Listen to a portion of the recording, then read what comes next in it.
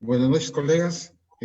Agradeciendo la presencia de ustedes en este nuevo conversatorio que vamos a tener, que es de bastante interés, considerando ya a cerca de 180 días de esta situación de emergencia a causa de la pandemia. Ya estamos muy próximos, probablemente, a reactivarse la cuarta etapa, según el gobierno central, que concentra ya una serie de actividades. Durante todo este tiempo, una de las preocupaciones que hemos tenido como colegio ha sido el de ir informando y capacitando a los colegas acerca de este problema sanitario grande que ha englobado a todo el mundo y donde nuestro país lamentablemente ha sido uno de los que más ha sufrido, si consideramos que tenemos el más alto índice de mortalidad en habitantes por millón. Entonces el compromiso es ahora de aprender a convivir con este virus, porque no podemos estar en cuarentena todo el tiempo, por las razones económicas y sociales propias de cualquier país. En esta oportunidad vamos a tener esta exposición bastante interesante, que va a ser dada por la doctora Judith González Moreno y la doctora Yoshi Guayanay Viera. Judith va a abocarse al tema normativo referente a cuáles son las condiciones, las pautas referentes a la prevención del contagio en los centros de trabajo. Algo que es muy importante porque también está basado en una resolución ministerial de MINSA, la 239, donde para poder, en el caso, por ejemplo, poniendo el ejemplo de nuestro colegio, poder ya actualizarnos y comenzar a atender al público, tenemos que cumplir con una serie de requisitos. Igual instituciones o cualquier otra entidad pública, privada, que ya sea parte, como les digo, de la reactivación de esta cuarta etapa. El desarrollo del conversatorio va a ser, como siempre acostumbramos, la ponencia. Ustedes van haciendo sus preguntas a través del Face, que lógicamente van a ser resueltas al final de la exposición. Bueno, Judith González Moreno es químico farmacéutica, egresada de la Universidad Nacional de Trujillo. Es miembro también del consejo directivo. Y una fortaleza grande que tenemos es que, aparte de ser químico farmacéutica, también tiene estudios de derecho, lo cual de alguna manera es una fortaleza grande como consejo y como institución, que nos permite de alguna manera enfocar los aspectos normativos de una manera más técnica. Aparte de eso, también Judy tiene una maestría en la parte de auditoría y gestión pública. Ha sido también inspector de establecimientos farmacéuticos en la Gereza, diplomado en asuntos regulatorios. Y bueno, algo que les mencioné también, ella tiene prácticamente culminado sus estudios de Derecho. Bienvenida, Judith. Empezamos con tu ponencia.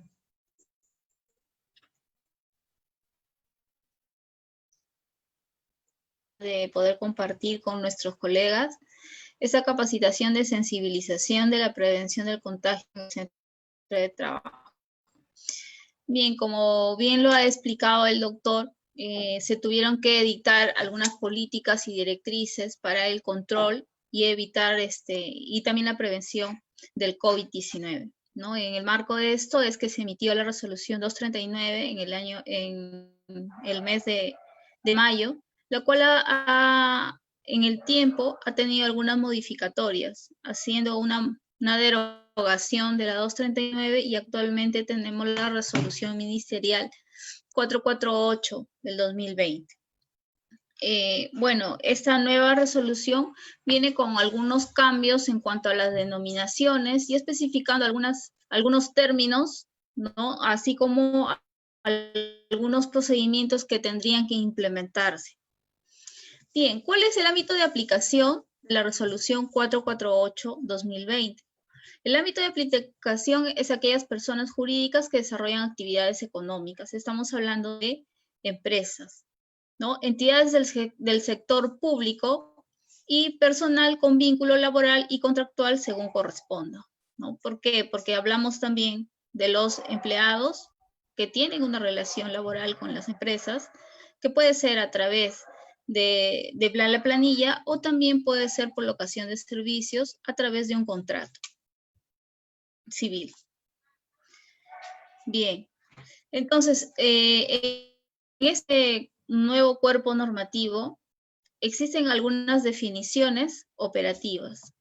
Una de estas definiciones es la definición de aislamiento del COVID-19. ¿Cómo es que ahora se define, según esta nueva resolución, al aislamiento? ¿No? Es aquella persona con sintomatología confirmada o no a la COVID-19, la cual se le restringe el desplazamiento y se le separa de las personas sanas para evitar la diseminación de la infección por 14 días desde el inicio de los síntomas, ¿no? Suspendiendo toda actividad que se realiza fuera del domicilio, ¿no? Incluyendo aquellas consideradas como servicios esenciales. Adicionalmente, se recomienda la restricción del contacto con otros cohabitantes del hogar por 14 días desde el inicio de los síntomas o confirmación del diagnóstico del COVID-19. En el caso de personas que presenten complicaciones y son internadas en un hospital para su tratamiento, se mantienen en un área separada de otros pacientes por 14 días. Desde el inicio de los síntomas, contando a partir de la fecha del inicio de los síntomas. Entonces, la definición del COVID-19 se está enmarcando en 3 supuestos, ¿no? En el primero, en el aislamiento, ¿no? Por 14 días. Luego, estamos hablando de aquella restricción a los familiares que han tenido contacto con alguna persona infectada igual por 14 días. Y también en el caso de aquellas personas que han sido hospitalizadas y que han por 14 días, ¿no? Otra definición también que ha surgido un cambio es el alta epidemiológica, ¿no? La cual se define como que transcurridos los 14 días luego del inicio del síntoma, el cual estará en condiciones de alta desde el punto de vista epidemiológico, siempre y cuando clínicamente se haya recuperado, según el documento técnico de prevención, diagnóstico y tratamiento por personas afectadas del COVID-19. ¿Qué quiere decir? Aquellas personas que han sido dadas de alta siempre y cuando hayan superado todos los síntomas o los malestares que han sido ocasionados por el COVID-19. Bien. Otra definición es el caso confirmado, ¿no? ¿Qué es el caso confirmado? Según la norma lo define que es el caso sospechoso con una prueba de laboratorio positiva o reactiva para el COVID-19, sea una prueba de reacción de la polimerasa transcriptasa respiratorias y o una prueba rápida de detección de IgM e Ig, entendiendo que aquellos reactivos a la prueba han sido expuestos al virus pudiendo estar cursando con la infección. ¿A qué se refiere esto? El caso confirmado es aquel caso sospechoso que ha tenido que darse, ha tenido que confirmarse a través de una prueba, ya sea el hisopado o la prueba rápida. No. Y considera también la norma en esta parte donde dice, entendiendo que aquellos reactivos a la prueba han sido expuestos al virus pudiendo estar cursando con la infección, ¿no? ¿Por qué? Porque depende mucho en la etapa en la cual se realiza la prueba rápida, ¿no? Porque puede ser un falso negativo. El Centro Nacional de Salud Ocupacional y Protección del Ambiente para Salud, también dentro de las definiciones, define a Censopaz, porque anteriormente nos hablaba de quién estaba encargado del registro del plan de prevención.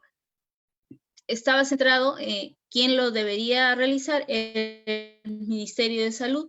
Ahora nos habla este nuevo cuerpo normativo de que es el Centro Nacional de Salud Ocupacional y Protección del Ambiente, quien está encargado de la administración y del registro del plan para la vigilancia, prevención y control de COVID en el trabajo, ¿no? En el Sistema Integrado COVID-19, SIS-COVID-19 del Ministerio de Salud, así como su fiscalización posterior. Otra definición importante es respecto al contacto cercano y directo. En la norma anterior, en la 239, no existía esta discriminación, como ahora sí lo define cuando se refiere a un contacto cercano o directo, ¿no? Se considera contacto cercano de un caso COVID-19 aquellas personas que comparten o han compartido el mismo ambiente de un caso confirmado de COVID-19 en una distancia menor de 1 metro, incluyendo el lugar de trabajo, aula, hogar, asilos, centros penitenciarios, por al menos 60 minutos sin alguna medida de protección, ¿no? Otro contacto directo es aquel que tuvo contacto directo con secreciones, ¿no? Infecciones de un caso confirmado de COVID-19. Otro contacto directo es el personal de salud que no ha usado el equipo de protección personal o EPP o no ha aplicado el protocolo para ponerse o quitarse o desechar el EPP durante la evaluación de un caso confirmado por COVID-19. Otra denominación que también se ha especificado en esta resolución es la cuarentena COVID-19, ¿no? Definida como el procedimiento por el cual a una persona asintomática se le restringe el desplazamiento fuera de su vivienda o alojamiento por un lapso de 14 días, menos según sea el caso, y que se aplica cuando existe a partir del último día de exposición con el caso.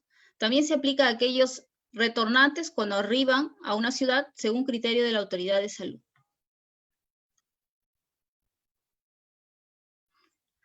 Otro cambio, otra especificación que también se ha hecho en esta nueva resolución es respecto al grupo de riesgo, ¿no? Referido a aquellas personas que presentan características individuales asociadas o a mayor vulnerabilidad y riesgo de complicaciones por el COVID-19. Para ello, la autoridad sanitaria define los factores de riesgo como criterios sanitarios, ¿no?, a ser utilizados por los profesionales de la salud para definir a las personas con mayor posibilidad de enfermar y tener complicaciones por la COVID-19.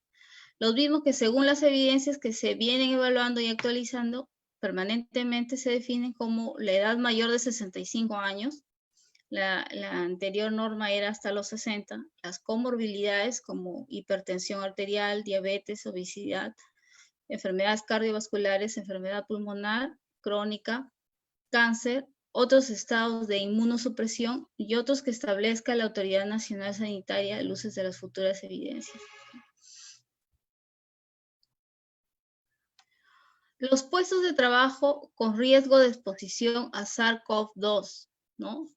En esta definición nos define cómo es que existe el riesgo según la exposición del personal, ¿no?, según la actividad que va a realizar, ¿no? Y esto enmarcado porque le es responsabilidad, ¿no?, dentro del control del sistema de seguridad y salud en el trabajo, que ya existe una norma y la cual se están adicionando estos lineamientos a implementar en todo establecimiento que realiza una actividad comercial, es que se define estos niveles de riesgo según el puesto de trabajo que realiza, ¿no? Estamos hablando del riesgo de bajo de exposición. Aquellos trabajos con un riesgo de exposición bajo son aquellos que no requieren contacto con personas, que se conozca o se sospeche que están infectados de SARS-CoV-2, ¿no?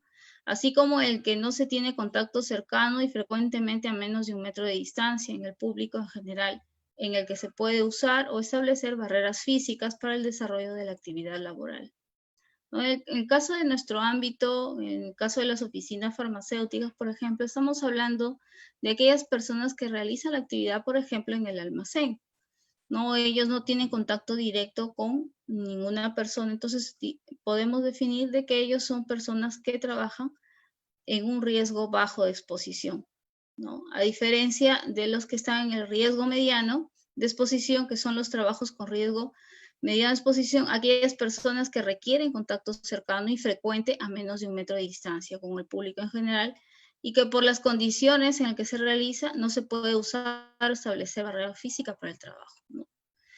Bien, actualmente vemos en todos los establecimientos farmacéuticos, en las oficinas farmacéuticas, que sí se ha colocado este tipo de barreras físicas para realizar la actividad de dispensación, ¿no? Lo verificamos casi en todos los establecimientos que han colocado unas láminas de policarbonato y también se ha especificado o se ha delimitado 1 metro de distancia, ¿no? Para que se pueda realizar la atención. Riesgo alto de exposición. El trabajo con riesgo potencial de exposición a casos sospechosos o confirmados de COVID u otro personal que debe ingresar a los ambientes o lugares de atención a pacientes COVID-19. Bueno, no especifica qué tipo de trabajadores son, pero no son aquellos trabajadores que están de manera directa con pacientes infectados con COVID-19. ¿Quiénes pueden ser? Puede ser el personal de limpieza o que realizan una actividad en los mismos lugares donde hay una atención de pacientes COVID-19, ¿no? En el caso de riesgo muy alto de exposición, está referido a los trabajadores del sector salud, ¿no? Son aquellos trabajos con contacto con casos sospechosos y o confirmados de COVID-19 expuestos a aerosoles en el ambiente de trabajo. Otra definición que también nos da esta resolución es el regreso al trabajo post-cuarentena social obligatoria, y también se hace la discriminación con el regreso al trabajo post-cuarentena por contacto. Es decir, son dos supuestos diferentes, ¿no? Uno está referido al proceso de retorno al trabajo posterior al levantamiento del aislamiento social obligatorio, que eso lo pasamos cuando empezaron a la reactivación de las actividades económicas, ¿no? Tras culminar el estado de emergencia dispuesto por el Poder Ejecutivo, ¿no? Se deberá aplicar antes del inicio de las actividades los lineamientos establecidos en los numerales 7.2 del documento, ¿no? El regreso al trabajo post-cuarentena por contacto, ¿no? Es el proceso de retorno al trabajo luego de permanecer 14 días en su casa confinado desde el contacto directo con la persona infectada o el inicio de los síntomas, ¿no? Incluye al trabajador que declara que no sufrió la enfermedad y se mantiene clínicamente asintomático, ¿no? Son aquellas personas que han tenido contacto con alguna persona que ha dado positivo y que se ha determinado que debe ir a cuarentena por contacto, ¿no? El otro término, según las definiciones, es la reincorporación al trabajo. No estamos hablando entonces de, ¿no? Y estamos hablando de reincorporación al trabajo. El caso de reincorporación al trabajo está definido como ese proceso de retorno a laboral cuando el trabajador ha sido diagnosticado y declarado que tuvo la enfermedad por COVID-19 y que ya ha pasado todo el proceso y se le ha dado de alta epidemiológica. Bien, bueno, entonces esta norma se traza 7 lineamientos para la vigilancia de la salud de los trabajadores con riesgo de exposición de COVID-19. Estos 7 lineamientos básicos para la aplicación obligatoria es que deben cumplir todos los empleadores, bueno, están inmersos los empleadores y también los empleados, que se debe cumplir como son el primer lineamiento de limpieza y desinfección de los centros de trabajo, ¿no? El lineamiento 2 es de evaluación de la condición de salud del trabajador previo al regreso o reincorporación al centro de trabajo. El lineamiento 3 es el lavado de mano y desinfección de manos obligatorio. El lineamiento 4 es de sensibilización del contagio en el centro de trabajo. El lineamiento 5 son las medidas de prevención de aplicación colectiva. El lineamiento 6 son las medidas de protección personal y el lineamiento 7 es la vigilancia de salud del trabajador. Nosotros cuando nos trazamos formular esta capacitación era basándonos en el cumplimiento del lineamiento 4. El lineamiento 4 es de sensibilización del contagio en el centro de trabajo. ¿Por qué? Porque la norma no se especifica y nos exige el cumplimiento de capacitaciones que debe realizarse al personal que labora en cualquier centro laboral y que debe cumplir algunos temas básicos que lo va a desarrollar la doctora Yossi respecto a la capacitación de sensibilización, es decir, conocer todo respecto al coronavirus, cómo es que se puede prevenir, cómo es que se va a usar la mascarilla, los equipos de protección, los cuales lo va a explicar la doctora Yossi. ¿No? Aquí está. Este es el lineamiento 4, donde exige, ¿no?, el profesional de salud del Servicio de Seguridad y Salud en el Trabajo debe asegurar que las actividades de sensibilización a los trabajadores debe brindar la información a través de qué medios de protección laboral deben utilizarse, ¿no? También nos exige que la capacitación incluya respecto al distanciamiento social, respecto al uso de las mascarillas, el uso de mascarilla obligatorio, que está muy relacionado con la segunda actividad, el protector respiratorio, estamos hablando del caso del protector facial, de acuerdo al nivel de riesgo en el puesto de trabajo. Otra capacitación también importante es la forma como es que se va a reportar tempranamente la presencia de sintomatología del COVID-19, ¿no? Otra es cómo es que se va a elaborar un sistema, ¿no?, de responder a las inquietudes de los trabajadores respecto al COVID-19.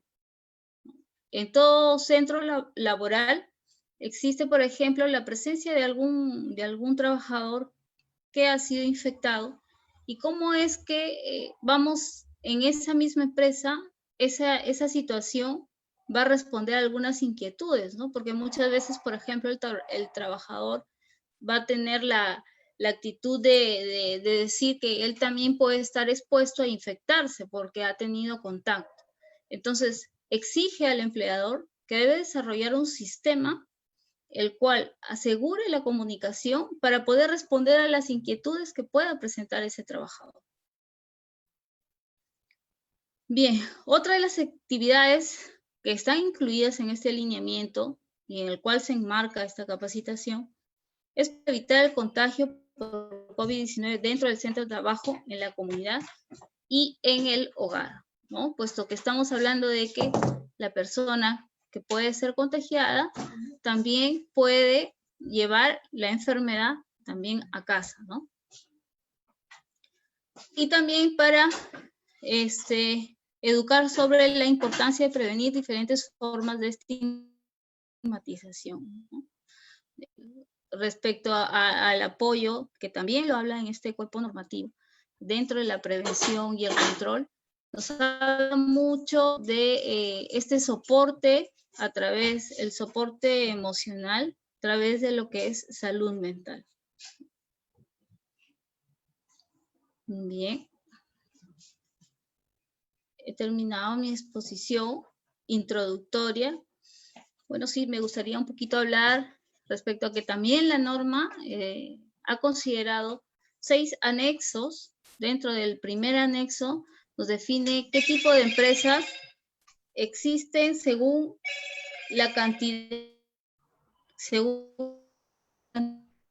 de empleados que tiene, qué tipo de profesionales son necesarios contratar o que tenga que cumplir la empresa, ¿no? En el anexo, ese es el anexo 1. En el anexo 2 se define qué tipo de EPPs deben de entregarse a los trabajadores, ¿no? El anexo 3 está referido a el checklist, ¿no?, que se va a aplicar en el centro laboral, ¿no? Estamos hablando, porque hay 2 tipos de checklist. Uno que es grandes, estamos hablando de 100 trabajadores a más, y también estamos hablando del checklist a empresas pequeñas, ¿no? Estamos hablando de menos trabajadores, de 5 hasta 100 trabajadores, ¿no? Casi siempre el parámetro que se están considerando son los mismos, pero el requerimiento sí difiere en el tipo de empresa, ¿no? Estamos hablando de la cantidad de trabajadores que están adscritos a la empresa, ¿no? Así como los profesionales que exigen, ¿no? Por ejemplo, en el caso de las empresas que tienen de 5 a 20 trabajadores, no es necesario contratar, por ejemplo, a una enfermera o un médico con especialidad en salud ocupacional, como sí se exige a las empresas que están en el tipo 6, que son empresas que son de 100 a 500 trabajadores. Nos exige un profesional de la salud, nada más dice la norma, ¿no? Estamos hablando de los 3 primeros tipos, tipo 1, tipo 2 y tipo 3. Tipo 1, de 5 a 20 trabajadores, tipo 2, de 25 a 50 y tipo 3, de 51 a 100. Bien. Bien, doy por finalizada mi capacitación, ¿no? Pasamos a la doctora Yossi. Yossi, buenas noches. Hola, buenas noches, doctor, buenas noches. Doctor Javier. Muy buenas noches. Lo dejamos en la presentación de Yossi. Muy bien, será un gusto presentar a Yoshi, después de haber presentado a Judith. Bueno, Yoshi también, Guayanay Viera, es químico farmacéutica, egresada de la Universidad Nacional de Trujillo, director, jefe de producción de Dropaxa. A la vez también es médico cirujano, de ahí la importancia de la experiencia que ella ha tenido, porque ha sido prácticamente personal muy expuesto, ya que ha venido laborando con pacientes COVID en el Hospital Víctor Lasarte. Así es que la experiencia práctica de ella de alguna manera nos va a ayudar bastante en los cuidados que debemos tener, a pesar de que la mayoría de las oficinas o establecimientos somos de entre mediano y bajo riesgo, pero de todas maneras es importante que conozcamos esos detalles dada la experticia de la doctora Yoshi. Bienvenida, Yoshi. Adelante con tu ponencia. Previo a eso, al final de la participación de ambas doctoras, estaremos nosotros recibiendo la participación del público en general en base a las preguntas a través del Face. Gracias. Yoshi. Buenas noches, doctor, colegas, y a todo el público que está siguiendo esta ponencia, ¿no? Bueno, la importancia de esta charla, que surgió como, digamos, como inquietud de parte del colegio, justamente brindarles la información adecuada acerca de lo que es la enfermedad, conocer los puntos y más importantes de lo que es la enfermedad, saber cómo reconocerlos y cuáles son las medidas de prevención que debemos de tomar y de tener en cuenta. Bueno, y el coronavirus ya es una enfermedad muy conocida por todos. La enfermedad es el coronavirus y el virus que causa es el SARS-CoV-2, que es una familia muy grande, ¿no? Bueno, ya muchos virus de esta misma familia han generado en otras oportunidades y en años anteriores infecciones y también algunas pandemias. Entonces, de allí la importancia de conocer a este virus, ¿no? La transmisibilidad de este virus es muy alta, entonces, y la mortalidad es baja en realidad, sino que como mucha gente se infecta al mismo tiempo, entonces de ahí que vemos personas contagiadas en gran magnitud y también hemos visto que ha habido un gran porcentaje de muertos, sobre todo en nuestro país, ¿no? Entonces, ¿cómo reconocemos? Es importante reconocer los signos y los síntomas, sobre todo de coronavirus, para poder, digamos, actuar de manera adecuada en cuanto al aislamiento del personal que presente algunos de estos síntomas. En nuestro medio se ha visto que el síntoma más frecuente es la tos, seguido por la fiebre, después hay dolor muscular, hay cefalea, hay cansancio, hay sensación de falta de aire. La sensación de falta de aire aún es un signo muy tardío en algunos pacientes, en la mayoría en realidad. Se ha visto también en nuestro medio que va acompañado de pérdida del olfato, pérdida del gusto. Y bueno, su periodo de incubación va más o menos entre los 2 hasta los 14 días, ¿no? Los primeros 14 días. Ahora, se ha visto que las personas que desarrollan mayor complicación en realidad son aquellas personas que tienen comorbilidades, y aparte de presentar comorbilidades en estos pacientes también aumenta la letalidad, ¿no? pacientes, por ejemplo, como aquellas personas que sufren o tienen el antecedente de alguna enfermedad cardiovascular, diabetes o alguna enfermedad respiratoria, sea tipo asma, enfermedades obstructivas crónicas, son aquellos que tienen mayor riesgo de complicación, porque el riesgo de contagio para todos es igual.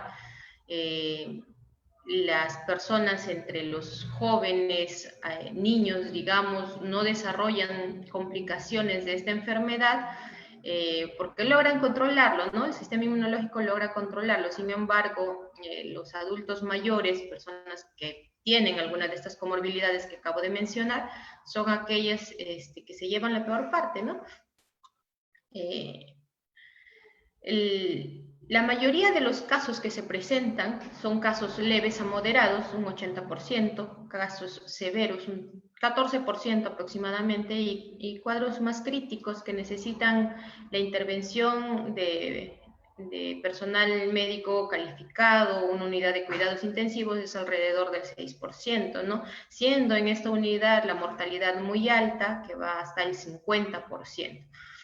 Entonces es importante evitar llegar a este punto, sobre todo, ¿no? Las personas mayores, adultas mayores, son aquellas de un grupo de riesgo mayor. Les vuelvo a mencionar aquellas personas que tienen comorbilidades. Y bueno, ¿por qué es importante mencionar y conocer lo que es la transmisión? Porque es justamente aquí donde nosotros vamos a actuar para prevenir el contagio, porque se ha visto que hasta el momento no hay un fármaco, digamos, específico para tratar coronavirus. Entonces lo único que tenemos en nuestras manos son medidas de higiene, el uso de la mascarilla, como vamos a ver más adelante, y el distanciamiento social, ¿no? Y todo tiene una razón de ser. ¿Por qué? Porque el coronavirus se transmite a través de las gotitas respiratorias que nosotros podemos generar, sea al toser, al estornudar o incluso al hablar. Entonces, en este momento es donde va a haber contagio, ¿no? Nosotros al hablar podemos, digamos, hacer que el virus se pose, digamos, de algún modo en sustancias inanimadas, como por ejemplo yo en este momento estoy hablando, y si yo fuese una persona contagiada, entonces de repente estaría dejando las gotitas que puedo estar exhalando ahorita en mi computadora, por ejemplo, en la mesa. Entonces viene alguien, una persona de la casa, toca eso, se lleva las manos a la cara o inconscientemente a la boca. Entonces ahí podría haber también un mecanismo de transmisibilidad, ¿no? He ahí la importancia de utilizar nuestra mascarilla y lavarnos las manos de manera adecuada, ¿no? Entonces, vuelvo a mencionar, el periodo de incubación es más o menos 14 días, ¿no? Por lo mismo que se recomienda un seguimiento de los contactos de todos los casos confirmados, aproximadamente 14 días. Esto es un poquito más gráfico de lo que acabo de mencionar. Como pueden ver aquí, a sustancias inanimadas, ¿no? El virus sobrevive en estos objetos en promedio desde los 2 hasta los 5 días, dependiendo del tipo del material del objeto. Entonces, por eso es que es importante también realizar la desinfección de los ambientes, ¿no? Se ha visto en algunos estudios, en realidad, el SARS-CoV-2 es un virus muy pesado que tiende a caer. Pero ¿qué pasa cuando uno se encuentra, digamos, en un espacio pequeño, en un espacio donde no hay adecuada ventilación? Entonces el virus puede suspenderse, e incluso se ha visto que digamos, la intensidad de voz con la que uno habla también influye mucho en la distancia que puede recorrer el virus, ¿no?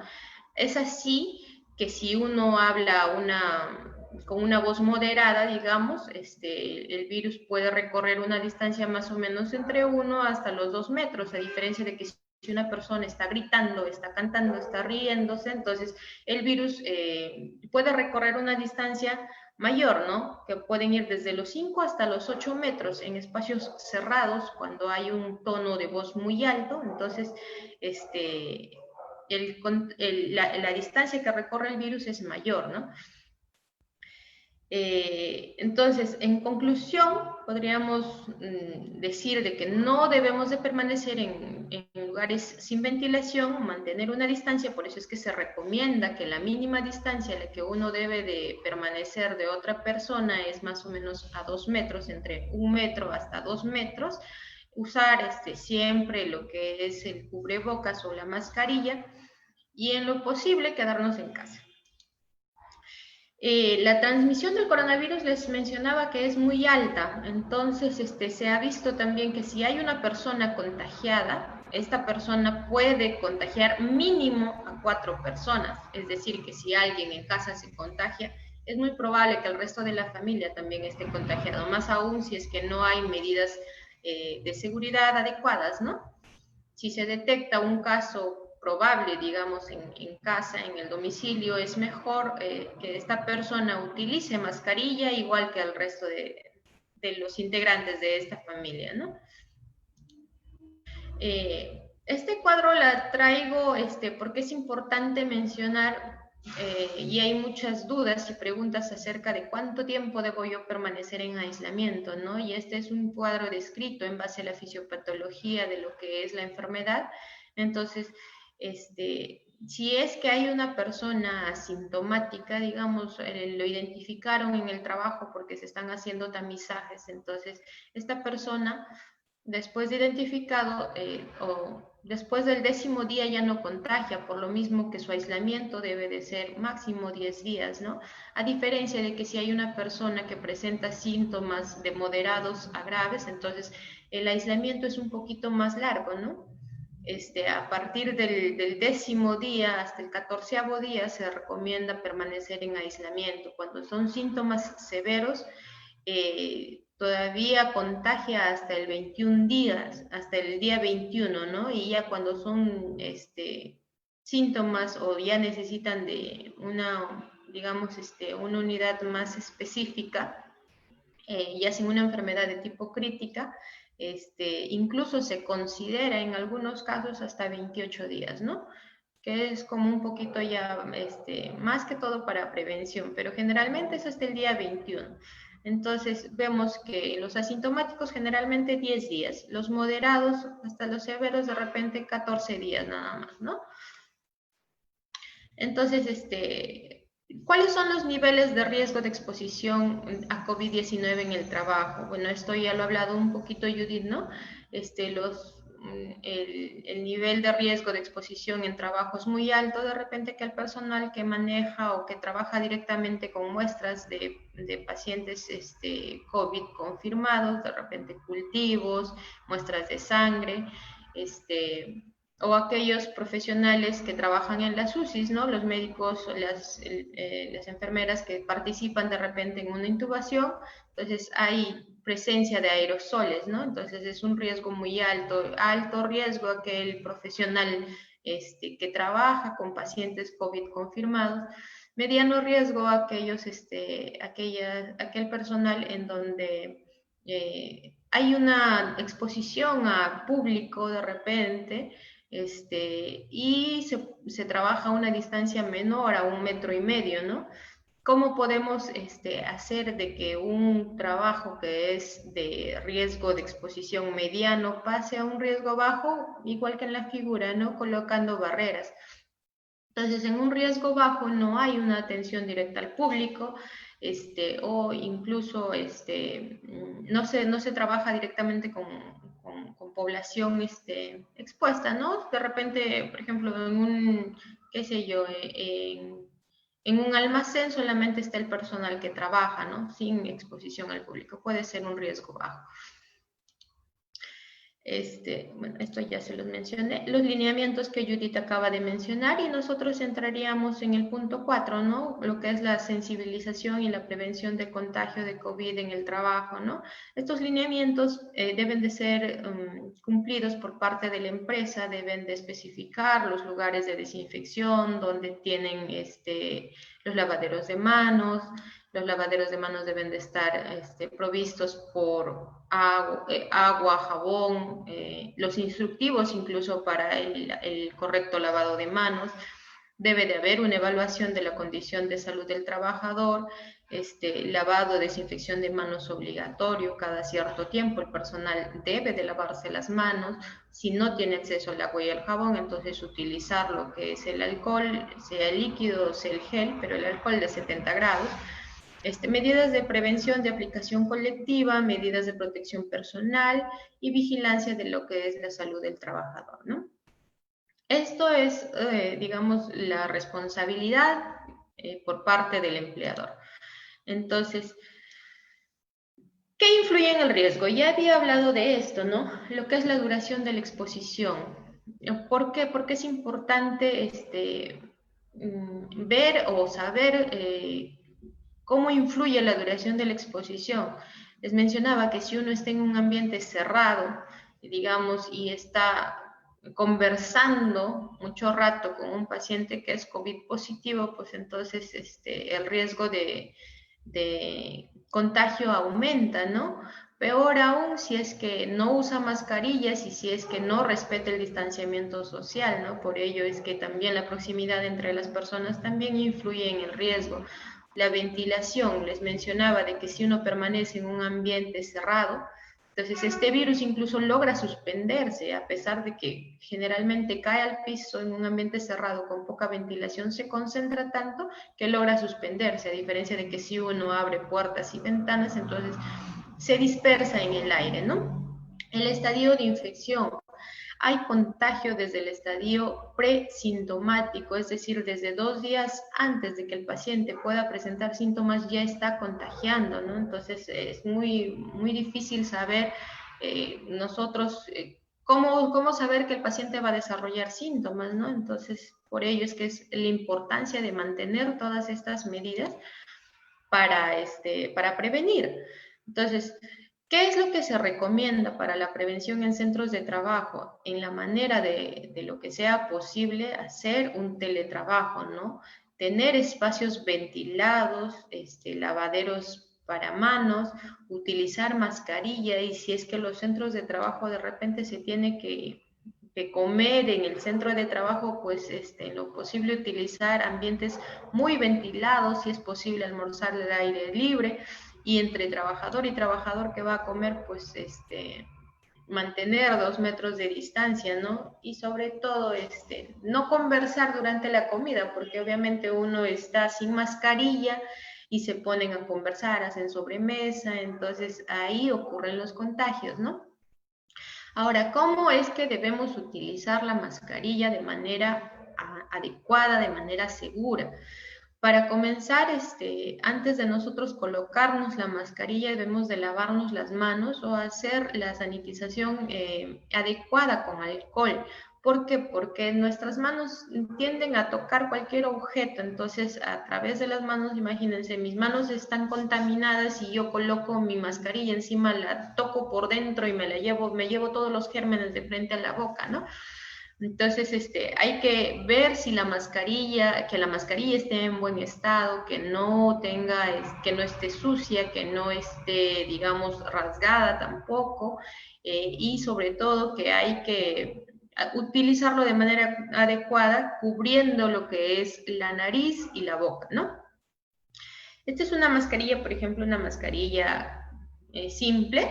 Entonces, siempre hay que cogerla por las liguitas, no tocar ni la parte de adelante ni la parte de atrás, justo por el mismo motivo que yo les mencionaba, ¿no? Si las manos están contaminadas, peor aún, en lugar de ser una barrera de protección, va a ser una fuente de contagio para mí. Entonces, cuando yo utilizo la mascarilla, debe de cubrir completamente, ¿no?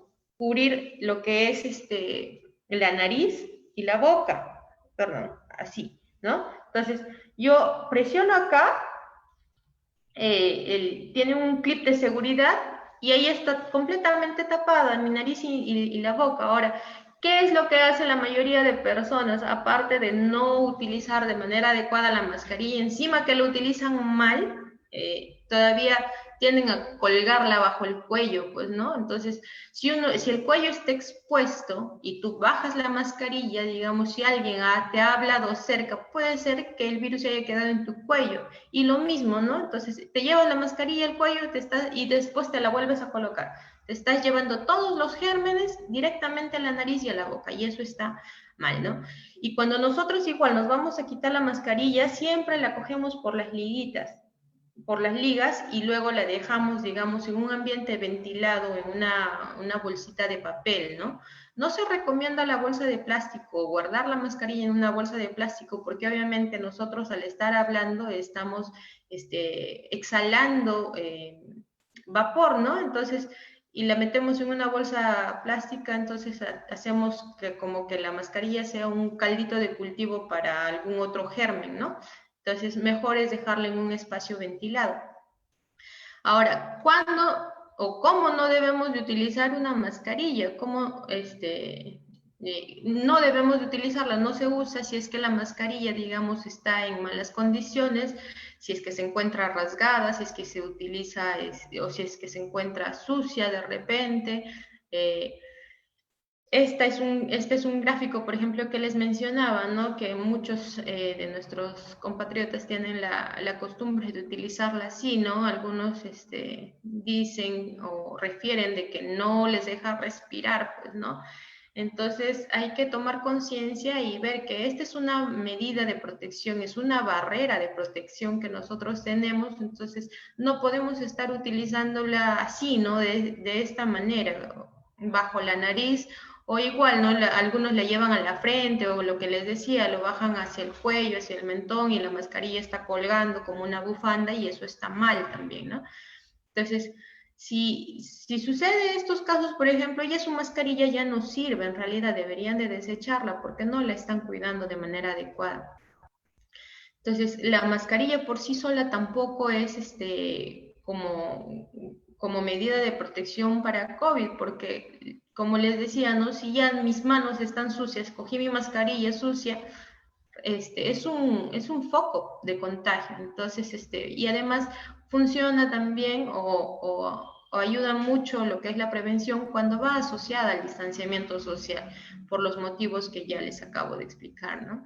Entonces, ¿por qué tenemos que utilizar nosotros la mascarilla? Uno, porque yo no sé si tengo COVID y si no uso la mascarilla, entonces de repente puedo estar transmitiendo esta enfermedad a otras personas, ¿no? Hay que ser amables también, porque si yo me movilizo, digamos, en un transporte público, yo no sé si la persona que está a mi lado tiene alguna comorbilidad, ¿no? O sufre de alguna enfermedad, o si de repente esta persona que se moviliza a mi lado en su casa, con quienes vive, de repente hay una persona enferma o tiene un hijo, una abuelita, ¿no? Entonces hay que ser amables, ¿no? Y por el bien de la comunidad, porque si nosotros no colaboramos, pues entonces nos vamos a hundir todos, ¿no? Ahora, muchos de nosotros nos movilizamos, digamos, a través del transporte público. Entonces, ¿qué hacer para evitar, digamos, lo que es el contagio dentro de un transporte público?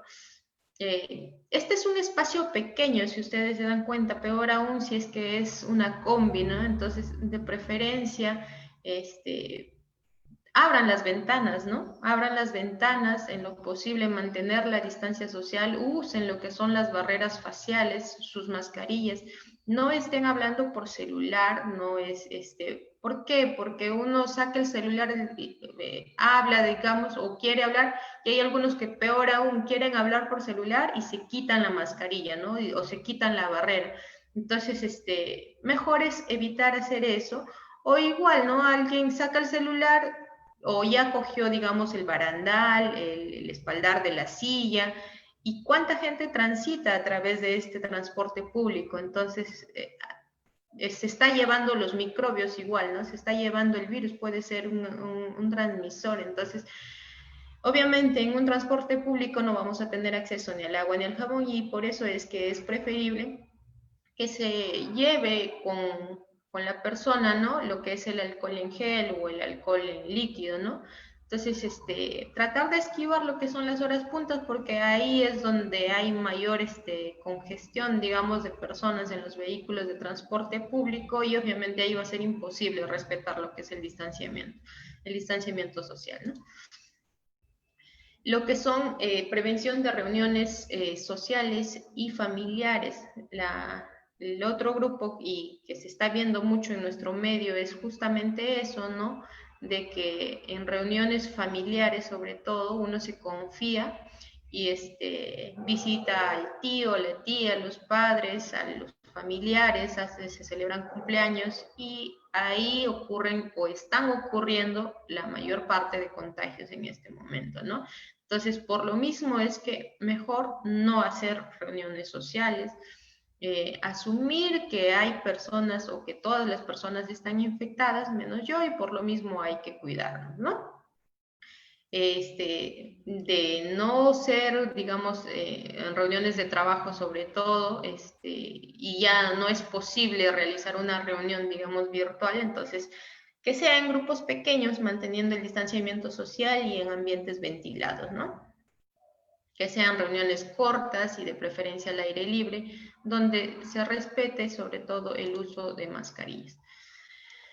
Ahora, a todos de repente en algún momento nos ha pasado, ¿no? ¿Qué hacer si es que, o cómo limpiar o desinfectar las áreas del hogar donde hayan estado los pacientes COVID? Entonces, hay que, de preferencia, antes de entrar a un ambiente donde haya estado un paciente COVID, hay que dejarlo, digamos, reposar, o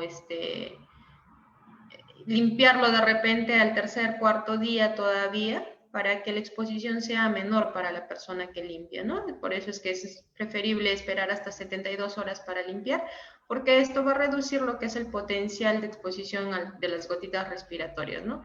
Limpiar el área, eliminando todo lo que es la suciedad de las superficies, y desinfectarlo usando lejía o alcohol en todos los objetos que existan, y sobre todo en un ambiente ventilado, ¿no? Para terminar la exposición, cierro con esta lámina, con el principio universal de bioseguridad, ¿no? Tratar a todos como si estuvieran contagiados. Lamentablemente estamos en una nueva normalidad, y hay muchas personas que no se cuidan, no respetan, e incluso algunos no creen en COVID-19. Entonces, muchos ignoran estas reglas sanitarias y simplemente siguen con su vida sin pensar en las otras personas, ¿no? Por eso es que es importante cuidar de nosotros y cuidar de las personas que queremos. Eso es todo. Muchas gracias. Muchas gracias, Judith, Yoshi. Bueno, dejamos ahora aperturadas las preguntas si hubiera de parte del público. A través del Face pueden hacernos llegar para nosotros transmitir a las ponentes. Dando un poquito de tiempo, a ver, aquí hay una. Doctora, dice, ¿el COVID se contagia mediante los alimentos? No, hasta ahora, por lo menos en los reportes que ha mencionado, no hay ningún reporte que COVID se transmita a través de los alimentos, ¿no? Pero sí se debe de tener cuidado, por ejemplo, con los deliveries, porque al final, si el restaurante realiza todas las medidas de protección, digamos, hay entre los cocineros, los chefs, los mozos e incluso el repartidor, tienen las medidas de higiene adecuadas, entonces es poco probable que se contagie, sobre todo por el envase en el que viene, ¿no? Entonces, ahí de preferencia, eliminar todo lo que son tuppers de repente, pero por lo que es la misma comida, no. Entonces, si es que hay los famosos deliveries, pues entonces, eliminar el envase principal, lo que envuelve al alimento, y luego ya se pueden disfrutar de estas comidas, ¿no? Hay otra pregunta del colega Víctor Lerma, acerca de lo que comúnmente nosotros escuchamos, pero sería bueno de repente conocer la definición perfecta referente a la carga viral. A ver, lo que es la carga viral es diferente en cada paciente. Ahora, no hay, digamos, un examen en específico que me diga cuánto de carga viral tengo yo. Lo que sí se ha estimado, digamos, es que aquellas personas que desarrollan síntomas más severos de la enfermedad son aquellos que tienen mayor potencial de contagio y por ende también mayor carga viral, ¿no? Sin embargo, esto en los niños, por ejemplo, los niños, su carga viral es muy alta, no podría decirles un número en específico, pero sin embargo en ellos no desarrollan tanta la enfermedad, ¿no? Pero la carga viral en ellos sí se ha demostrado que es alta. Entonces, niños y personas que desarrollan síntomas severos, la carga viral es muy alta. Y en los asintomáticos la carga viral no es tanta, por eso es que el tiempo de contagio de ellos generalmente es los 10 primeros días, nada más. Ok, aquí otra pregunta de Sonia Pinedo. ¿Cuál es el margen de error entre la prueba rápida o serológica y molecular debe ser, ¿no? Porque al final la prueba rápida es igual a la serológica. Margen de error en la serológica y molecular. A ver, ambas pruebas son útiles en determinados momentos. Entonces, pero sin embargo, la prueba molecular, digamos, el PCR, por ejemplo, si es que se realiza dentro de los primeros 7 días, su sensibilidad más o menos es del 70%. Y esto está influenciado mucho por lo que es, digamos, la experticia de la persona que toma la muestra, ¿no? Sin embargo, por ejemplo, si hablamos de lo que es una prueba rápida, la sensibilidad, si se toma en la primera semana, en realidad es un 20 a un 30%, pero si se toma a partir del 7º día, entonces la sensibilidad aumenta un poquito, hasta un 50%, ¿no? Pero si va más allá del 14º día, ya hay formación de anticuerpos, incluso su sensibilidad llega hasta un 70%. Y la prueba molecular, ya más allá del 14º día, disminuye un poquito la sensibilidad, ¿no? Pero si son para identificar estadios tempranos, pues obviamente es más útil la PCR en estadios tempranos, ¿no? Ok, acá hay otra pregunta de la colega María. Boticas y farmacias, ¿en qué nivel de riesgo estamos? ¿Qué tipo de mascarilla deberíamos utilizar? Hay que decir adicionar algo, no solamente el tipo de mascarilla, sino el tiempo de uso, que es muy importante, porque al principio me acuerdo que hubo una polémica grande en el 95, todo el mundo quería la N95, después la KN y después las quirúrgicas, ¿no? En la norma técnica, bueno, lo que son boticas y farmacias entrarían en un riesgo, digamos, de moderado en realidad. Entonces, a este establecimiento se tienen que, para disminuir ese riesgo, como les mencionaba, ¿no? Se deberían de poner barreras entre el usuario y el personal que está atendiendo. Entonces, y la norma para este tipo de trabajos menciona de que deberían ir con una mascarilla quirúrgica, o sea, la mascarilla simple que les mencioné, ¿no? Ahora, el tiempo de uso de una mascarilla quirúrgica son 24 horas. 24 horas si se usan de manera adecuada. Para el personal de salud que trabaja directamente en hospitales y con pacientes que están expuestos, digamos, y peor aún si son pacientes COVID confirmados, sí son unas N95, ¿no? Pero son solo para el personal de salud. Ahora, si es que trabajan en áreas COVID, se está utilizando, se estila que más o menos sean en promedio de 6 horas nada más. 6 horas, en algunos casos hasta 12 horas la están utilizando porque el insumo está escaso, ¿no? Ok. Aquí vamos a fusionar dos preguntas referente a lo que ya muy bien me explicaste con respecto a la transmisión y los riesgos, ¿no? Esto debe ser de la duda que creó la misma ministra de Salud al decir que los asintomáticos no contagiaban, ¿no? Y después lo rectificó. Bueno, dice, ¿qué tiempo puede durar las condiciones o riesgo de transmisión en los pacientes por COVID? Aquí una colega pregunta acerca de un paciente que ha desarrollado la enfermedad y otra de un igual, paciente que ha tenido la enfermedad y si es necesario hacer un descarte mensual. Y si puede salir positivo, consecuencia de varios meses, ahí está el cuadrito. Mejor ahí, lo explicamos. Sí, o sea, y este cuadrito, por eso es que lo coloqué, ¿no? O sea, en personas, digamos, que de manera fortuita se han identificado, digamos, a través de una prueba rápida, que son las que se están realizando con mayor frecuencia en los trabajos. Entonces, y por ahí se identifica algún paciente y el paciente pues no presenta ninguno de los síntomas, sea como tos, malestar general, dolor en la garganta. Entonces, este paciente se considera como un asintomático, ¿no? Sin embargo, este paciente sí contagia. Por eso es que su aislamiento debe de ser 10 días. Entonces, cuando un paciente ya presenta síntomas moderados, entonces, este paciente tiende a contagiar hasta el día 14, por eso es que los aislamientos en pacientes sintomáticos van hasta los 14 días, ¿no? Cuando ya son síntomas severos, entonces, pacientes que han estado hospitalizados incluso van hasta los 20, hasta el día 20, o en pacientes críticos, como les mencionaba, ¿no? En algunos se considera hasta 28 días. En este gráfico acá lo están considerando solamente hasta el día 21, ¿no? El periodo de contagio hasta el día 25, perdón. Del 25 hasta el 28º día. Entonces, esto hay que tenerlo en claro, ¿no? Porque si yo tengo, digamos, un hermano que ha presentado COVID, digamos, y ha hecho, qué sé yo, ha hecho fiebre y ha hecho malestar general, pues ya va a encajar más o menos dentro de un moderado, ¿no? Entonces, lo ideal sería guardar aislamiento por 14 días. Ok, aquí hay dos preguntas referente a la inmunidad. Una es el riesgo de reinfección, ¿en qué tiempo puede presentarse?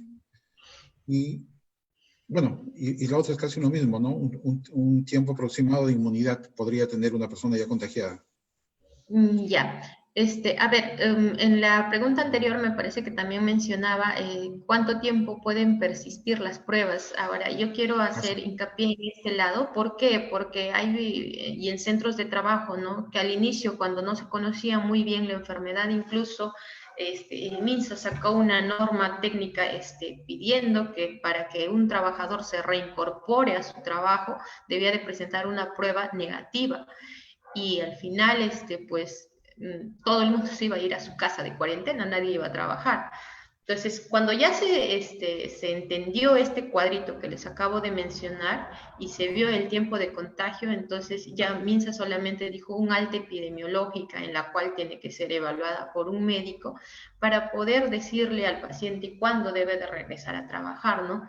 Posterior al aislamiento ya no es necesario repetir las pruebas. ¿Por qué? Porque aparte de generar un gasto innecesario, generan dudas e incertidumbre en los pacientes también, porque muchos de estos pacientes siguen repitiéndose la prueba y siguen saliendo positivos y siguen con el temor, ¿no? Y en los centros de trabajo, en algunos casos también se ha visto, no los quieren recibir, simplemente les dicen que siguen en aislamiento, pero no, o sea, cuando ya se tiene claro estos conceptos, este concepto de guardar el aislamiento, digamos, por 10 días, por 14 días, por 21 días, pues pasado estos días ya no hay riesgo de contagio. Por eso es que el profesional médico hace la evaluación del paciente de manera integral, asociado, digamos, a una prueba inicial. Ya no hay por qué estar repitiendo a cada momento la prueba, porque la prueba rápida, sobre todo, te va a seguir detectando. ¿Por qué? Porque te detectan los anticuerpos y los anticuerpos en tu organismo persisten. Y ahí respondo la siguiente pregunta, ¿no?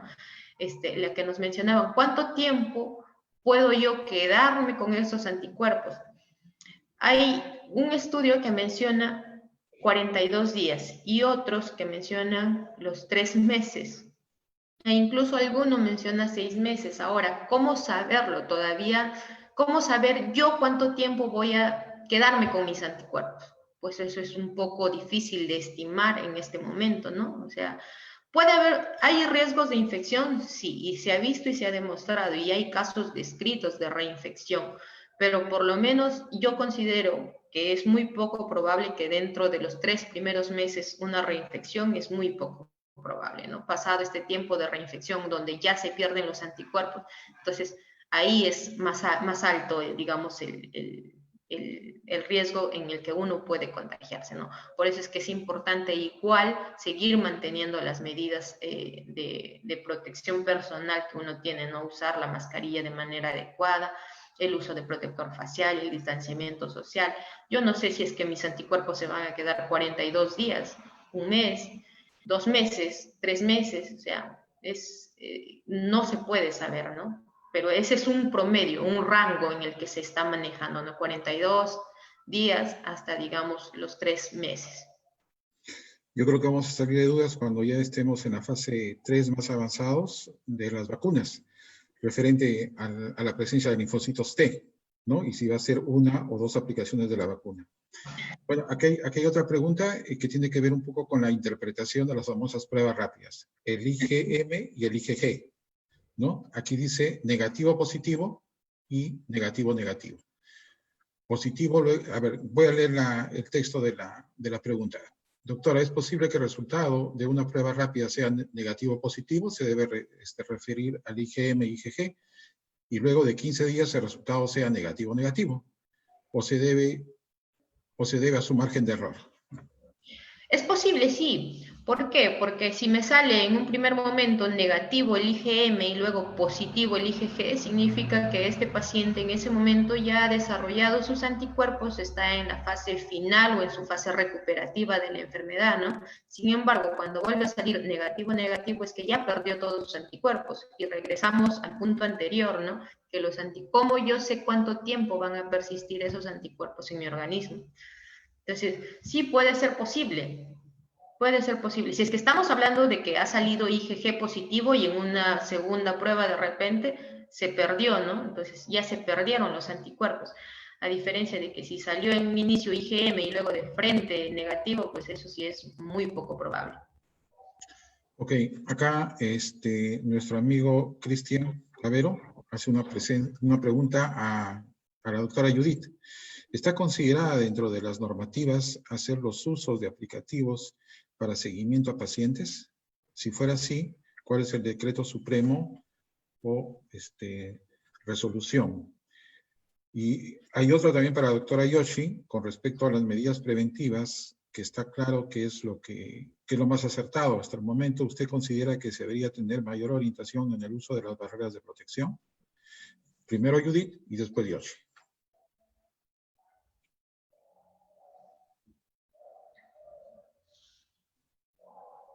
Judith, tu audio.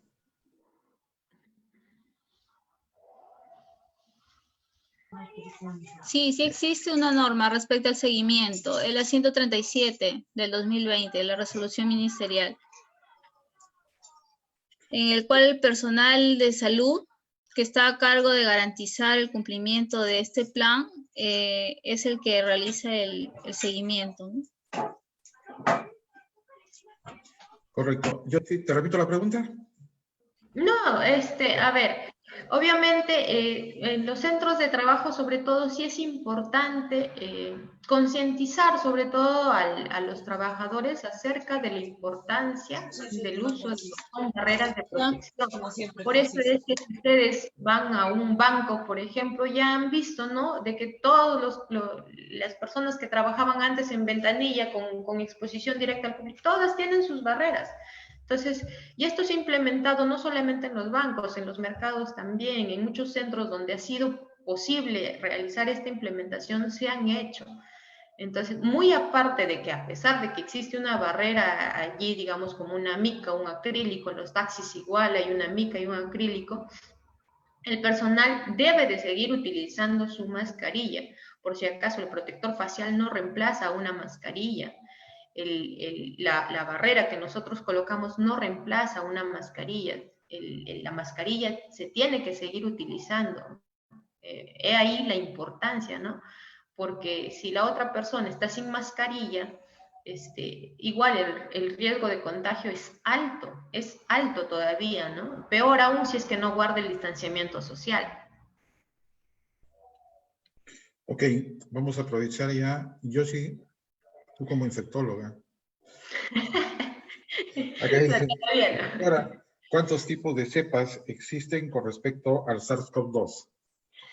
A ver, hasta ahora se han descrito 6 y cada tipo de cepa tiene su cuadro clínico. Por eso es que es muy indistinto tratar de reconocer a COVID-19, ¿no? Porque en algunos pacientes se presenta, digamos, el cuadro típico, por ejemplo, el de un resfriado común, ¿no? Y ahí la cepa 3 es la que produce la diarrea, por ejemplo, la que va asociada a dolores abdominales. Entonces, por este mismo tipo de, digamos, de composición o de cepas de SARS-CoV-2 es que los cuadros clínicos son muy diferentes y simulan varias enfermedades en realidad, pues, ¿no? Ok. No veo más preguntas. Vamos a ver acá en el chat. Tampoco. No sé si hubiera más preguntas, por favor.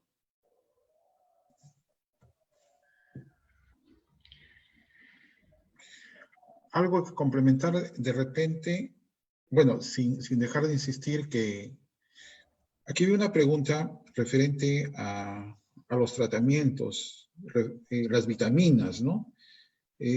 Yo creo que todo eso sabemos, Yoshi lo puede reforzar mejor, de que no hay ningún tratamiento establecido o aprobado para el COVID, más que las medidas preventivas que siempre nosotros resaltamos, que es el uso de mascarillas, y Yoshi lo explicó muy bien cómo es que se debe usar también el correcto uso, porque es cierto, hay muchos que se lo bajan y lo utilizan como si fuera una mascarilla de vaquero, lo cual lógicamente no te va a proteger nada, el aislamiento, distanciamiento social y el lavado de manos frecuente. Eso es clave. Ese es el éxito, ¿no? Bueno, acá hay otra pregunta para Judith. Actualmente dice, con resolución ministerial 488-2020, ya las empresas con empleados de riesgo bajo o moderado se exime a las pruebas. ¿Qué opinan ustedes al respecto en el caso de nosotros químicos farmacéuticos expuestos a este virus y al contagio durante nuestras actividades de droguería o laboratorio? Ah, es nuestra amiga Esther, tu compañera de promoción. Sí, la 448 es la resolución ministerial. 448, sí. Sí. Bueno, sí, ya no se obliga a los que están en riesgo bajo ni tampoco en el moderado. Bueno, sí, pues creo que esta norma ha salido más en favor del empleador, ¿no? Más que del empleado, definitivamente. Y eso es, bueno, a modo de crítica, ¿no? Casi siempre las normas se dan, muchas veces no hay pronunciamiento ni tampoco hay crítica respecto a lo que emite el Estado, ¿no? Simplemente aceptamos lo que dice el Estado a través de estas leyes o a través de esta resolución ministerial. Y bueno, en el caso de los que trabajan en droguería, los que trabajan en oficina farmacéutica, hemos continuado porque estamos dentro del rubro del trabajo esencial. No hemos estado expuestos mucho más tiempo también. Y bueno, ahora ya no se exige al empleador el que se apliquen estas pruebas rápidas como se estaban realizando, ¿no? Aquí quisiera hacer una acotación. Siempre, bueno, en las pocas salidas me gusta dar vueltas por algunas farmacias.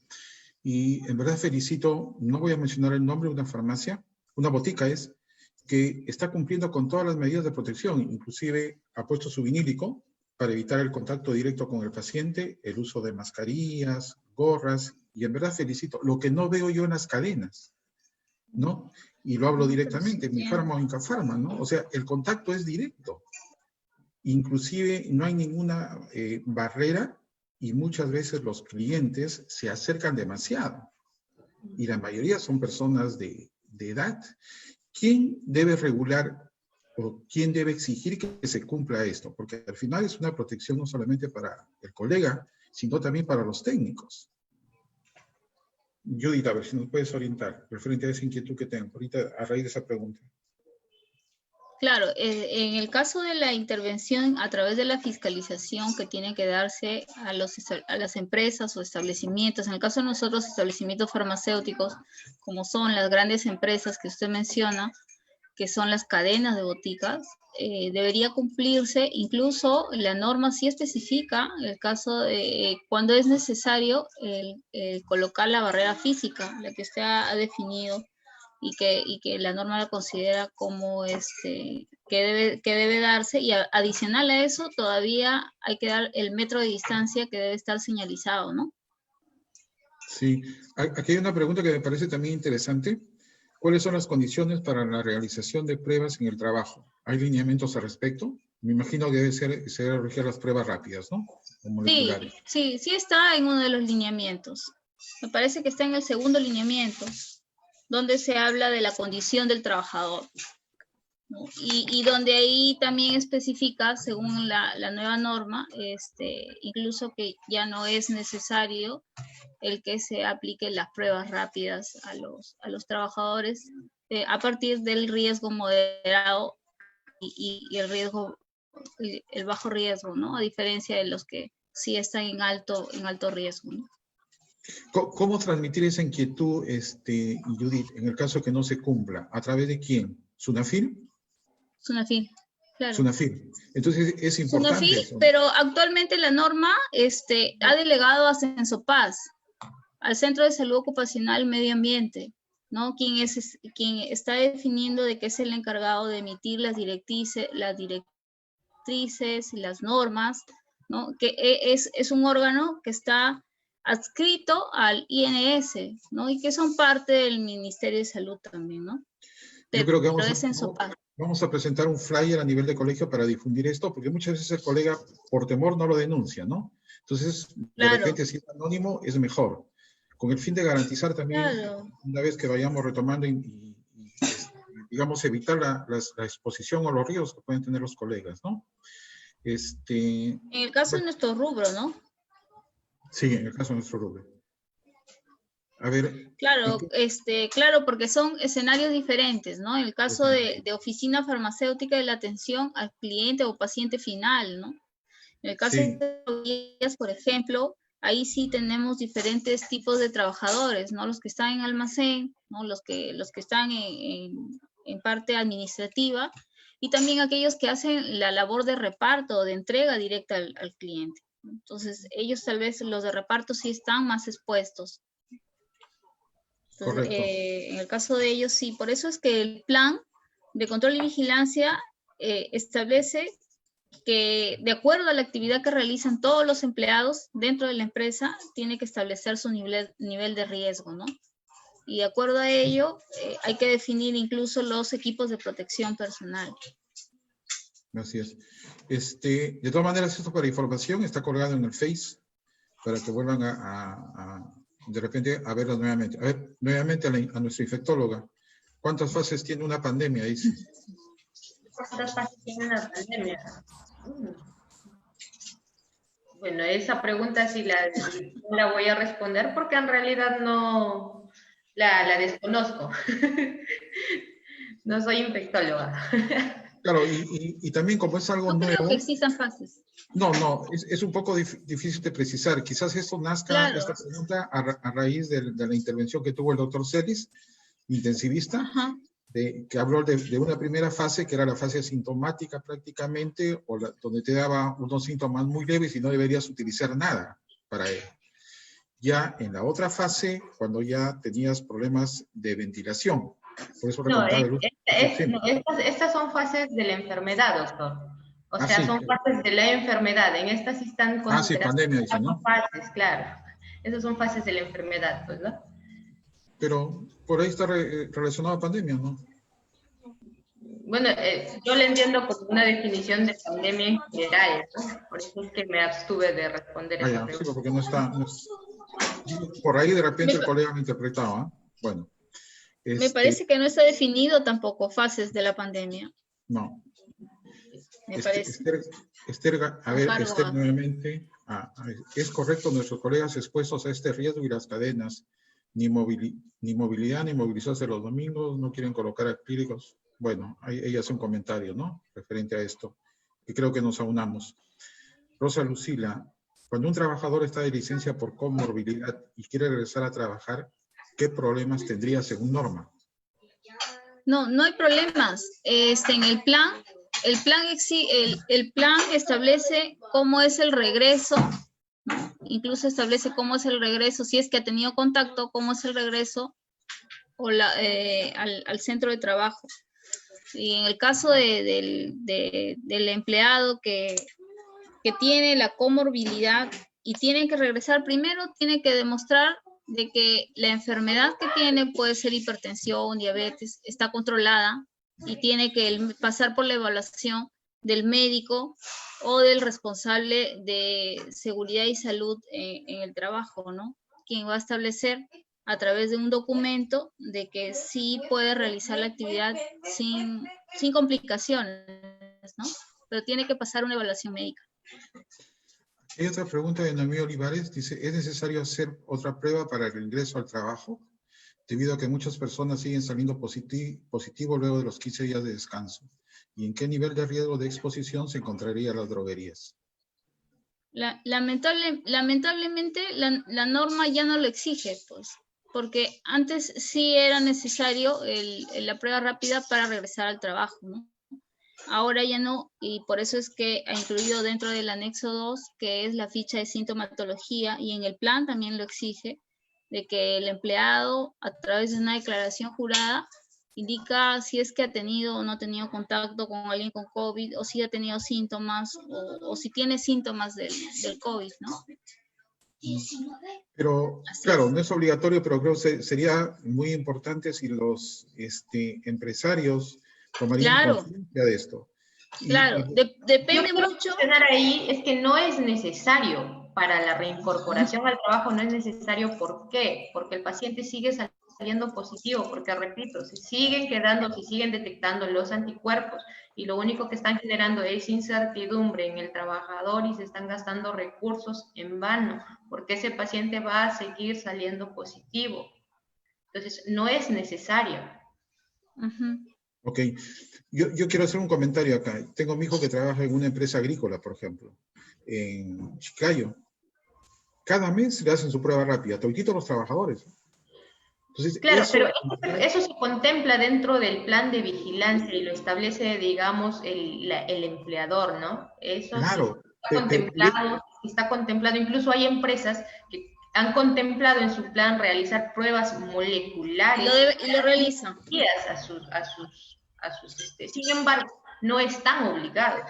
Por eso es que es muy importante definirlo, ¿no? O sea, según norma no está obligado el empleador, digamos, a realizar, no precisa tampoco cada cuánto tiempo debe de realizar este tamizaje a sus trabajadores. No, claro, pero yo valoro mucho... Debería de considerarse, digamos, aunque sea, considero yo, a mi opinión personal, debería de realizarse cuando menos una vez al mes, cuando menos. Así es, y yo felicito, por ejemplo, a esta empresa, porque todos conocemos los famosos asintomáticos, ¿no? Sí. Y si tienes uno, imagínate el daño que se produce, claro, lo que producido en los sistemas sanitarios. No se ha tenido ese cuidado de hacer pruebas rápidas a todos los trabajadores y después han venido los contagios y contagios.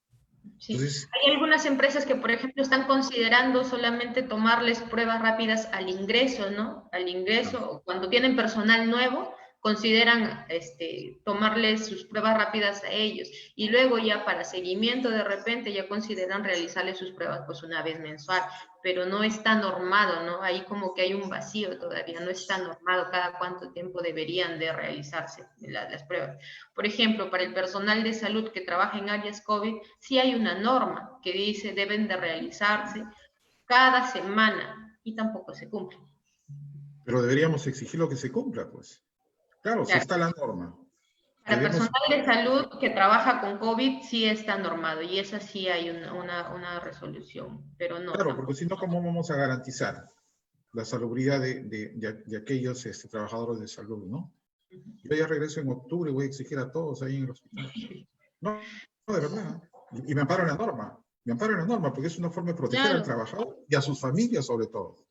Sí, pues. Es así, tenemos que hacer cumplir la norma y la ley. Si está ahí, ¿no? Es un decreto. Bueno, aquí ya de infectóloga pasamos ya a obstetra, mi querida Yoshi. ¿Qué problemas tendrían los gestantes y lactantes para trabajar, para regresar a laborar? Las gestantes están consideradas como población de riesgo, ellos no regresan a trabajar. Es trabajo remoto. Sí. Bueno, ya creo que hemos cumplido un tiempo más que prudencial, ¿no? Lo que felicito es la convocatoria que hemos hecho, porque en verdad es un tema que nos debe preocupar a todos, ya que vamos a ser parte de una reinserción casi total de parte de toda la ciudadanía, ¿no? En exigir y cuidar, sobre todo porque el COVID no se va a ir. Si bien es cierto, está bajando, pero va a permanecer como parte de nosotros todavía. Posiblemente este año se quede, pase año nuevo y continúe el próximo año también con nosotros, hasta que salga la vacuna. Entonces, yo creo que damos por culminado, agradeciendo a Judith, a Yoshi, que son miembros del Consejo, y sobre todo por este compromiso que tienen de informar, porque parte de nuestro rol es eso, compartir de alguna manera, sensibilizar a la población y educar sobre todo con información adecuada y pertinente. En ese aspecto, como colegio, nosotros hemos cumplido más que satisfactoriamente con todos los temas que hemos abordado durante esta pandemia, empezando de estrategias de tratamiento, el uso no correcto de ciertos insumos químicos que se pretende utilizar como cura, y sobre todo algo que es importante y quiero resaltar es el hecho de que muchos, casi el 95% de los profesionales que han participado en este tipo de conversatorios no han cobrado absolutamente nada. Y en verdad que eso es bueno, ¿no? Eso es bueno y es digno de felicitar y halagar, sobre todo la presencia de los expertos médicos que tuvimos, de muy alto nivel, que significó una audiencia importante, así como los colegas también que participaron con el tema del dióxido de cloro. Bueno, agradecerles, si tuvieran algunas palabras, Judith o Yoshi, de final, antes de despedirnos de los colegas, agradeciendo la presencia también de ellos. Dejo en el uso la palabra. Judith. Bien, bueno, doctor, agradecer la oportunidad. Bueno, con eso de la prevención del COVID, nosotros no hablamos tanto un idioma diferente a lo que nos exigía la norma, puesto que también nosotros somos gestores de la calidad. Hemos insertado más bien lo que es el control, hemos insertado el plan, y muchos de nosotros estamos realizando esta actividad dentro de nuestro centro de labores, ¿no? Siendo el profesional de la salud, que si bien la norma no le especifica de manera expresa, pero en el caso del tipo de empresas tipo 1 y tipo 2, sí podríamos desarrollar la actividad como responsables, como profesionales de la salud que lo está contemplando la norma, ¿no? Igual también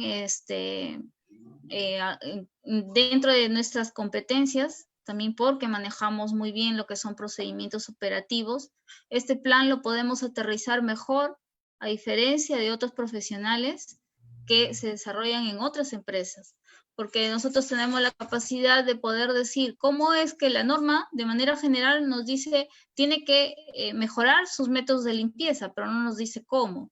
Nosotros, de acuerdo a nuestras normas, buenas prácticas de almacenamiento, ya lo vemos. Entonces, para nosotros se nos ha hecho un poco más fácil. Sí hemos tenido que introducir otros términos, otras cosas adicionales que están enmarcados en el control del COVID, como es el uso de las mascarillas, como es el uso de los insumos para la limpieza y todo ello.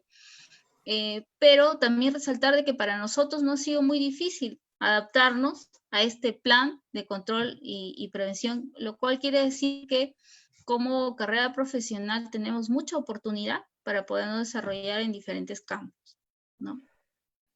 Gracias. Yoshi, palabras finales. Agradecer al colegio de manera muy especial, digamos, por la oportunidad que me ha dado de compartirles, digamos, las pocas experiencias o la experiencia que he tenido trabajando en COVID, digamos, y brindándoles información en base a estudios sobre todo, ¿no? O a las lecturas que nosotros tenemos. Entonces, recordarles siempre o volverles a mencionar que hasta el momento pues no hay un tratamiento específico para COVID, ¿no? Lo que es, todos los medicamentos que se están usando hasta ahora han sido en base a su fisiopatología, pero, y peor aún, que no se conocía mucho de la enfermedad, ¿no? Sin embargo, recién en estos últimos meses, recién están saliendo evidencias científicas, ¿no? Avalando, digamos, algunos medicamentos y descartando a algunos otros, ¿no? Que se utilizaron, digamos, de manera, en base a la fisiopatología, sobre todo de la enfermedad, ¿no? Sin embargo, ya se está conociendo más, ya se está, digamos, evaluando mejor a los pacientes y tratándolos de una manera más adecuada, ¿no? Siempre hacer hincapié en que la automedicación no es buena, y si uno está en un contexto de COVID, yo siempre les he dicho en las charlas que he tenido la oportunidad, ¿no? Por favor, no utilicen corticoides, a menos que sean prescritas por un médico y eso tiene una explicación y una razón de ser. La idea es ayudar al paciente, no empeorar el cuadro. Y sobre todo siempre hay que respetarlas y trabajar en lo que son medidas de prevención, ¿no? Las medidas de higiene que acabamos de mencionar, el lavado de manos, el uso correcto de la mascarilla, el uso de protector facial, el distanciamiento social, ¿no? Que son medidas que se ha demostrado que reducen o que disminuyen lo que es el contagio de COVID, ¿no? Muchas gracias. Gracias. Resumiendo, no a la automedicación. El colegio siempre ha sido un vocero y ha defendido este tema que es inherente a nosotros también. El aislamiento social, el uso correcto de la mascarilla y el lavado de manos frecuente o el uso de alcohol. Es la única forma que nos va a permitir a nosotros reinsertarnos de alguna manera y tener seguro la salud que todo el mundo la cuidamos, ¿no? Gracias y bueno, será hasta otra oportunidad. Gracias. Hasta luego. Chao, chao.